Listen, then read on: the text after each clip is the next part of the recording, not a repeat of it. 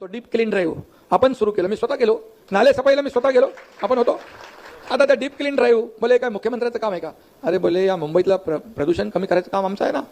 मी कार्यकर्ता म्हणून काम करतो, ते त्याचंही दुःख त्यांना.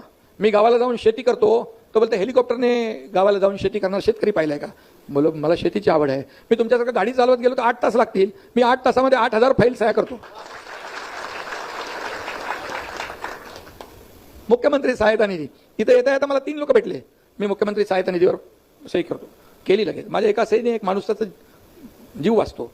यांच्या कारकिर्दीमध्ये 2.5 वर्षात 2 कोटी रुपये फक्त दिले. माझ्या 1.5 वर्षाच्या कारकिर्दीत मी 225 कोटी रुपये दिले. सरकार पाहिजे कशाला? सरकार लोकांसाठी नाही, सरकार आपल्या स्वतःसाठी थोडी आहे. इंडस्ट्री पळाली कुठे पळाली?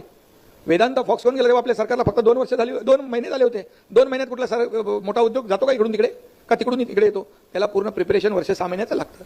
यांच्याकडे गेल्यानंतर यांनी बिलकुल त्याला उभा केला नाही. बोले तुमचं ठीक आहे, तुमचं काय मदत करायची करू, आमचं काय? तो बोले आमचं काय? बोले तो गेला निघून. बोले आता तुमचं काय बघत बसा.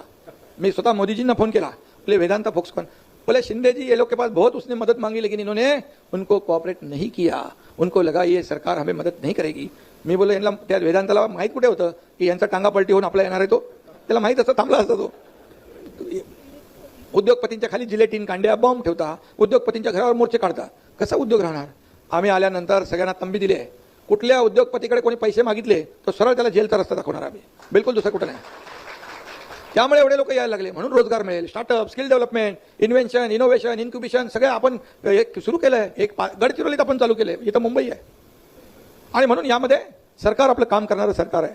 आणि मुंबईमध्ये तर किती आपण बदल करतोय.